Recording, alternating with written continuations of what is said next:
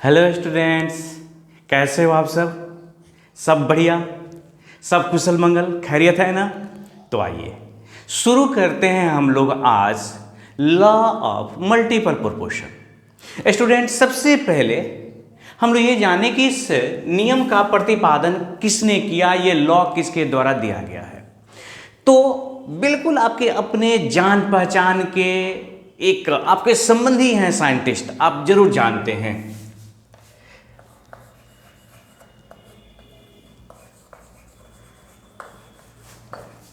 This law was given by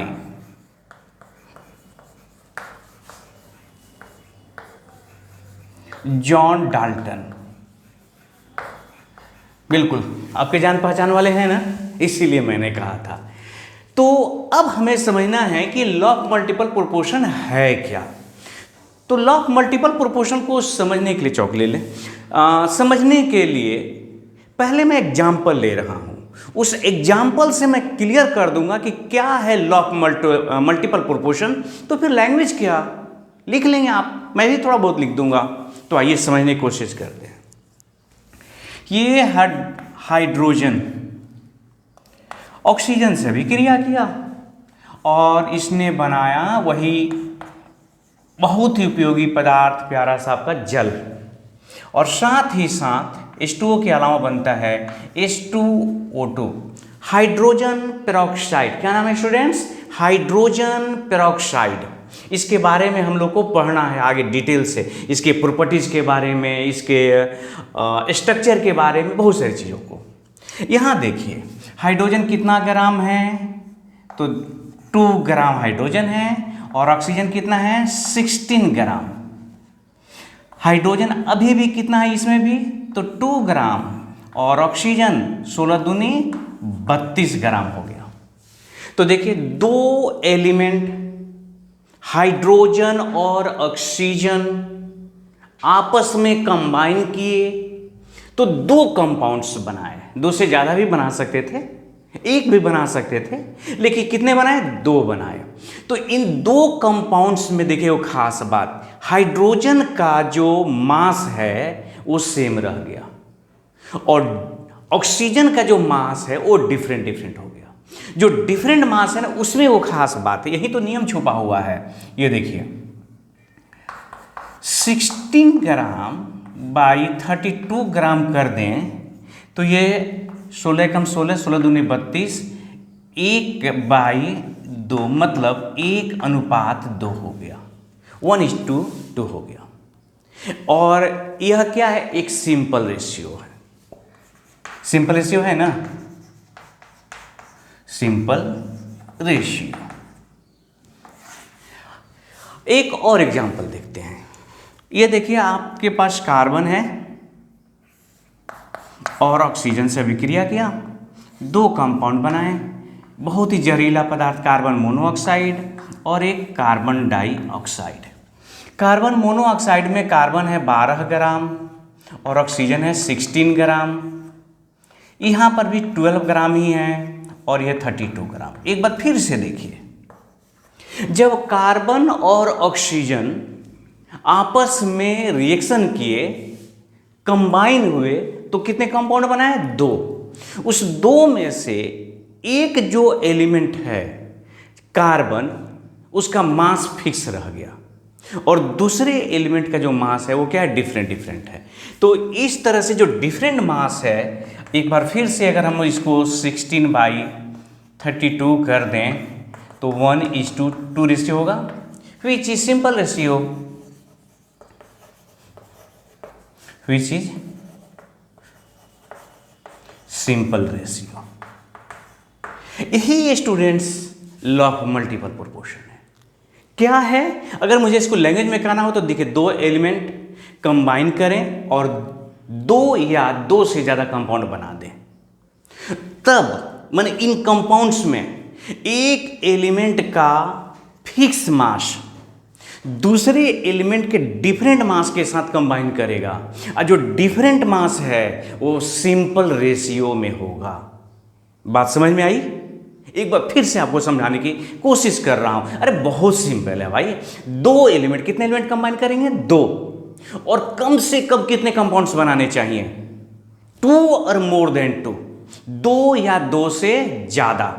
अगर 2 से ज़्यादा कंपाउंड्स बना दिए तब देखना उस कंपाउंड की खास बात, उन 2 से ज़्यादा कंपाउंड्स में एक एलिमेंट जो होगा, जो कंपाउंड तो एलिमेंट से बना होगा ना, तो जो कंपाउंड्स बने हैं उसमें से एक एलिमेंट का जो मास होगा, द्रव्यमान होगा, भार होगा, वो फिक्स होगा और दूसरे एलिमेंट का क्या होगा?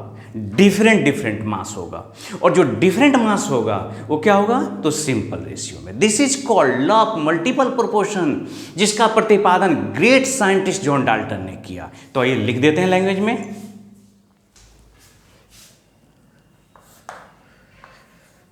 If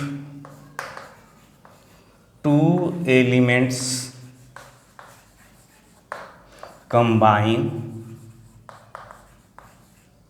combines and form 2 or more than 2 compounds, तो क्या होगा? इस कंपाउंड्स में एक एलिमेंट का बा, then in this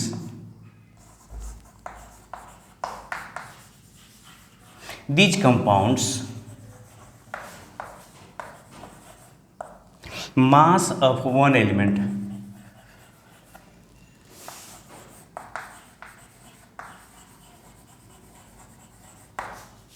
is fixed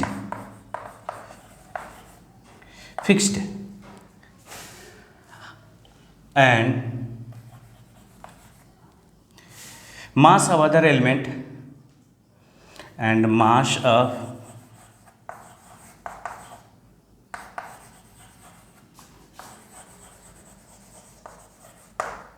is different।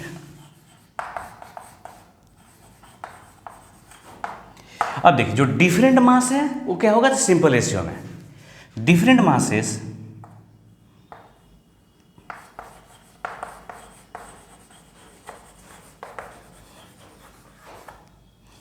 mass of element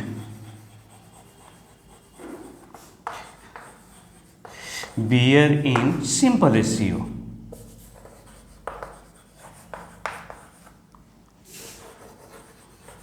बस हो गया। 2 एलिमेंट कंबाइन होंगे, 2 से या 2 से ज़्यादा यौगिक बनाएंगे, तब इस यौगिक में एक एलिमेंट का मास फिक्स होगा, दूसरे का मास क्या होगा? डिफरेंट होगा। जो डिफरेंट मास होगा वो क्या होगा? तो सिंपल रेशियो में होगा। This is called law of multiple proportion. Very simple. अब इसको और बेहतर तरीके से समझना है। शायद इस उदाहरण से पता नहीं आपने समझा है या नहीं, बिना समझाए छोड़ेंगे नहीं। तो इसको समझाने के लिए मुझे एक और एग्जाम्पल की जरूरत होगी। तो पहले आप इसे नोट करिए, फिर एक दूसरा एग्जाम्पल लेते हैं। आइए स्टूडेंट्स, हम लोग एक बेहतर उदाहरण से समझने की कोशिश करते हैं। देखिए नाइट्रोजन है और ऑक्सीजन है, आपस में कंबाइन किए। कंबाइन करने के बाद ये कुल मिलाकर 5 कंपाउंड बनाते हैं। उसमें से पहला कंपाउंड हमने लिखा, आपने सुना होगा गैस होती है जिसको छोड़ दिया जाए कहीं तो लोग बेवजह हंसने लगते हैं, हा हा हा हा हंसने लगते हैं ना। क्या आपको पता वो कौन सी गैस होती है? देखिए बोर्ड पे लिख रहे हैं, नाइट्रस ऑक्साइड, N2O नाम है इसका, नाइट्रस ऑक्साइड। एक दूसरा है NO, इसको पढ़ते हैं नाइट्रिक ऑक्साइड है। तीसरा है N2O3, क्या पढ़ेंगे बोलिए? नाइट्रोजन, हाँ बिल्कुल, ट्राई ऑक्साइड। तो समझ गए होंगे। चौथा भी होगा N2O4, नाम भी क्लियर है, नाइट्रोजन टेट्रा ऑक्साइड। और अंतिम है N2O5, बोलिए नाइट्रोजन पेंटा ऑक्साइड। ओके ना स्टूडेंट्स, ये 5 नाइट्रोजन ऑक्सीजन 2 एलिमेंट कंबाइन किए और 2 से ज़्यादा कंपाउंड, 2 या 2 से ज़्यादा बना दिया, कंपाउंड बना दिया 5। नियम क्या कहता है, इनमें से एक, ये जो कंपाउंड्स बने इसमें से किसी एक एलिमेंट का मास फिक्स होगा, दूसरे एलिमेंट का मास डिफरेंट होगा, जो डिफरेंट होगा वो सिंपल रेशियो में होगा। तो आइए देख लेते हैं और समझते हैं। ये है नाइट्रोजन, एक नाइट्रोजन का जो एटम होता है उसके लिए 14 होता है, तो 14 दूनी कितना हुआ 28, और ये हो गया 16 ग्राम। यहाँ पर देखिए ये तो एक ही है ना नाइट्रोजन, 14 ग्राम, कोई बात नहीं, यह है 16 ग्राम, 28 ग्राम, सुर्तियाँ 48 ग्राम, 28 ग्राम, सुरचौका बिल्कुल 64, 28 ग्राम, 16 पचे 80 ग्राम। आप कहेंगे सब गड़बड़ हो गया, क्योंकि नाइट्रोजन सब में तो ठीक था, एक गड़बड़ हो गया, कुछ गड़बड़ नहीं हुआ स्टूडेंट्स। या तो आप सब में 2 से भाग दे दीजिए, इसमें और इसमें, रेशियो तो सेम रहेगा ना, इसमें भी भाग दे दो, इसमें से भी, और इसको छोड़ दीजिए, तो देखिए सब 14 हो जाएगा। हाँ बिल्कुल, एक वही बात मैं भी आपसे कहने वाला था। आप जब 2 से भाग बराबरी करना है तो क्यों ना हम इसी में कल 2 से मल्टीप्लाई कर दें। तो जब 2 से मल्टीप्लाई कर देंगे तो स्टूडेंट्स ये हो जाएगा, आप इसमें भी 2 से मल्टीप्लाई कर दीजिए और इसमें भी 2 से मल्टीप्लाई। तो जैसे 2 से मल्टीप्लाई करिएगा तो कितना हो जाएगा भाई, 14 दूनी 28 ग्राम हो गया, और ये हो गया 16 दूनी 32 ग्राम। अब देखिए तो सब में नाइट्रोजन 28 ग्राम 28 ग्राम 28 ग्राम 28 ग्राम 28 ग्राम, और ऑक्सीजन सब में डिफरेंट डिफरेंट। अब ये देखना हमें क्या डिफरेंट जो मास है वो मास सिंपल रेशियो में है या नहीं है। तो आइए देखते हैं। ऑक्सीजन कितना है 16 ग्राम टू 32 ग्राम, बोलिए आप अपने से 48 ग्राम। आगे देखिए 64 ग्राम 80 ग्राम। आपको 16 वाला टेबल याद है ना, 16 एकम 16, 16 दूनी 32, 16 48, 16 चौका 64, 16 पचे 80, कट के कितना आया 1:2, 3:4:5, which is a simple ratio. और ये जो है ये प्रमाणित करता है कि लॉ ऑफ मल्टीपल प्रोपोर्शन सही है। लिख देते हैं सीधे, ये सिंपल रेशियो है, और हम यही तो देखना चाहते थे। तो स्टूडेंट्स आप समझ गए, 2 एलिमेंट्स कंबाइन होंगे, कितने कंपाउंड्स बनने चाहिए 2 और मोर देन 2, और अगर बन गए उनमें से किसी भी एक एलिमेंट का मास फिक्स होगा, दूसरे का डिफरेंट होगा, जो डिफरेंट होगा वो सिंपल रेशियो में होगा। अब हमें देखना है कि क्या लॉ ऑफ मल्टीपल प्रोपोर्शन में कोई डिमेरिट है। तो हाँ, छोटा सा प्यारा सा डिमेरिट है, उसको लिख देते हैं, पहले आप इसको नोट करिए। तो देखिए students, law of multiple proportion की क्या डिमेरिट्स हैं, क्या कमी है, लिमिटेशन है। तो इसके मुख्य रूप से 2 लिमिटेशंस है। एक तो जितने भी हाइड्रोकार्बन्स हैं, अधिकांश हाइड्रोकार्बन्स के लिए लॉ ऑफ मल्टीपल प्रोपोर्शन जो है लॉ, ये अप्लीकेबल नहीं होता। मैंने कौन सा वाला compound, organic compound hydrocarbon, example जो मैंने लिख दिया हुआ ताकि थोड़ा जल्दी हो जाए। This law does not hold goods for many organic compounds. Organic compound की जगह आप लिख सकते हैं हाइड्रोकार्बन, ब्रैकेट में भी लिख सकते हैं हाइड्रोकार्बन सच एज मेथेन हो गया, एथेन हो गया, प्रोपेन हो गया, ब्यूटेन, etc। आप देख सकते हैं कि जो हाइड्रोकार्बन्स हैं इसके लिए law of multiple proportion applicable नहीं। एक दूसरा डिमेरिट ये है, कल्पना करो स्टूडेंट्स कि कोई अगर एक आपके पास एलिमेंट मान लीजिए कि सोडियम है और क्लोरीन है और ये मिल करके NaCl बनाया, ठीक है। तो जब ये NaCl बनाया तो अब बताइए कि कंपाउंड तो एक ही तो बना, और आप कह रहे हैं कि दो या दो सभी कंपाउंड अगर बनेगा तो उस पर ये लॉ अप्लीकेबल होगा। तो अगर कोई दो एलिमेंट एक ही कंपाउंड बनाते हो उस परिस्थिति में भी law of multiple proportion is not applicable. तो ये दो जो इसकी डिमेरिट्स हैं उसको हमने लिख दिया हुआ बोर्ड पे। आपको देखिए, if two elements forms only one compound then law of multiple proportion is not applicable. अब इसको बेहतर तरीके से समझाने का हमारे पास एक अंतिम उपाय है कि मैं क्यों एक क्वेश्चन बनाऊं और क्वेश्चन की सहायता से समझें। तो हमने क्वेश्चन लिख दिया है ताकि जल्दी हो जाए। देखिए क्वेश्चन है, a metal forms two oxide, दो ऑक्साइड बनाना, एक हायर ऑक्साइड है और एक लोअर ऑक्साइड है। हायर ऑक्साइड में लिखा हुआ है कि 80% मेटल है। अब क्या किया कि लोअर ऑक्साइड का आपने लिया 0.72 ग्राम, अब उसको ऑक्सीडाइज कर दिया, बस मिला आपको 0.8 ग्राम हायर ऑक्साइड। इसमें है 80% मेटल। तो ऐसा करते हैं हम लोग कि 0.8 ग्राम जो हायर ऑक्साइड है उसमें मेटल कितना निकल जाएगा। अरे क्यों नहीं, 80% मेटल है हमारे पास, 0.8 ग्राम है तो निकाल लेंगे 0.8 ग्राम में मेटल कितना होगा। तो आइए सॉल्यूशन करते हैं। सबसे पहले हायर ऑक्साइड,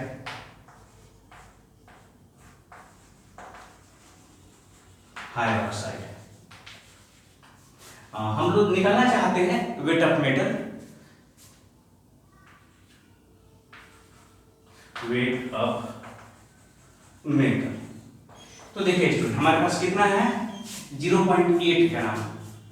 तो 0.8 ग्राम कितना परसेंटेज है, 80 है ना, तो निकल गया आपका, काट दीजिए, 8 8 64, 0 से 0 कट गया, 1 हो गया, 0.64 ग्राम। तो आपको पता चल गया कि जो हायर ऑक्साइड है स्टूडेंट्स उसमें मेटल कितना ग्राम है आपके पास, तो 0.64 ग्राम मेटल है। तो जाहिर सा है कि मेटल ऑक्साइड में मेटल है और ऑक्सीजन है, तो अगर उसमें मेटल है 0.64 ग्राम तो ऑक्सीजन कितना निकल जाएगा। इसलिए वेट ऑफ ऑक्सीजन, तो क्या किया जाए बताइए, वेट ऑफ ऑक्सीजन हम लोग कैसे निकाल लें। तो हमारे पास टोटल कितना था वेट, तो 0.8 है, माइनस कर दीजिए 0.64 ग्राम, और कितना आ गया ये बताइए, तो 0.16 ग्राम। तो हमें पता चल गया कि हायर ऑक्साइड में मेटल है 0.64 ग्राम और ऑक्सीजन कितना है 0.16 ग्राम। अब आइए लोअर ऑक्साइड के बारे में बात करें। तो याद एक बात याद रखिए, लॉ ऑफ मल्टीपल प्रोपोर्शन में जो मेटल है वो चाहे लोअर ऑक्साइड हो या हायर ऑक्साइड, मेटल तो सेम रह जाएगा ना। तो लिख लेते हैं एक लाइन,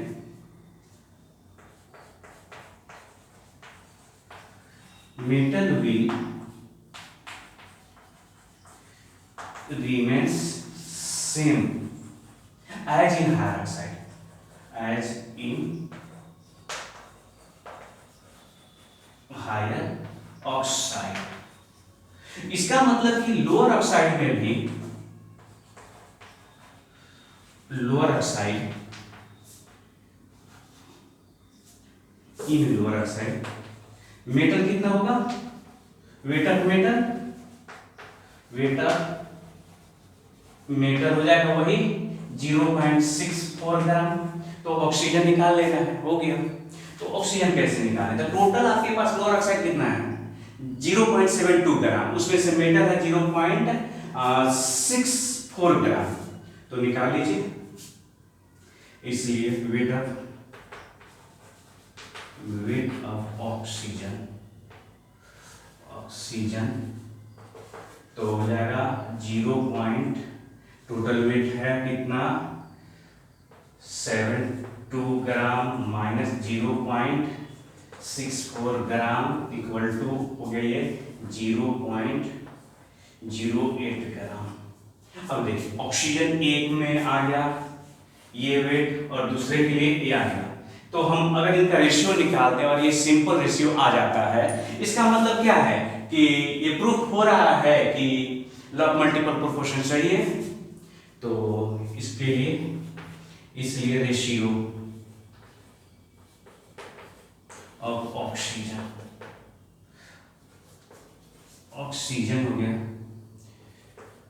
कितना हो गया, तो 0.6 ग्राम 0.08 2:1 आ गया। सिंपल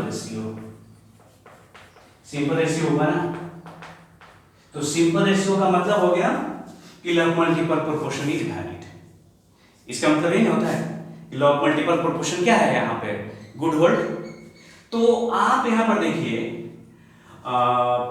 दिमाग में इतना ही रखना है कि जब भी इस तरह से क्वेश्चन आए तो उस क्वेश्चन में आपको ऑक्साइड है या कुछ भी दिया रहे तो दो एलिमेंट में से एक एलिमेंट हमेशा फिक्स रहेगा, उसका जो वेट होगा, मास होगा, फिक्स होगा, दूसरे का डिफरेंट होगा, और जो डिफरेंट होगा ना स्टूडेंट्स, उसका रेशियो निकाल लीजिए। अगर वो सिंपल रेशियो हो गया, इसका मतलब ये प्रूफ करता है कि लॉ ऑफ मल्टीपल प्रोपोर्शन क्या है, सही है। अगर ये सिंपल रेशियो नहीं आया, इसका मतलब कि क्या है, लॉ ऑफ मल्टीपल प्रोपोर्शन जो है वैलिड नहीं है, उस केस में सही नहीं है। इस उम्मीद के साथ कि लॉ ऑफ मल्टीपल प्रोपोर्शन आपने समझा होगा। हमारी और आपकी फिर से भेंट होगी अगले वीडियो में। तब तक अपना ख्याल रखिए। जय हिंद, जय भारत।